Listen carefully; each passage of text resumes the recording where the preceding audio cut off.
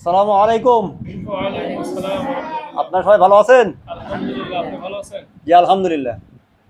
আমরা কিছুদিন আগে এই কোরআনী পাখিদের জন্য একটা ছোট্ট বল দিয়ে গেছিলাম। জি ভাই, জি। এই বল দেখে এই ভিডিও দেখার পরে আমাদের কিছু ভাই এই সামান্য একটু খাবারের আয়োজন করেছেন। তা আপনারা কেমন লাগছে? আলহামদুলিল্লাহ, খুব ভালো লাগলো। যাক, দোয়া করি। ওনাদের সবার জন্য দোয়া করবেন, আমাদের জন্য দোয়া করবেন। অবশ্যই ইনশাআল্লাহ। জি, এইটুকুই। আসসালামু আলাইকুম। হুজুর কিছু বলতে চান নাকি? জি, অবশ্যই বলতে চাই। বলেন, এখান থেকে বলুন।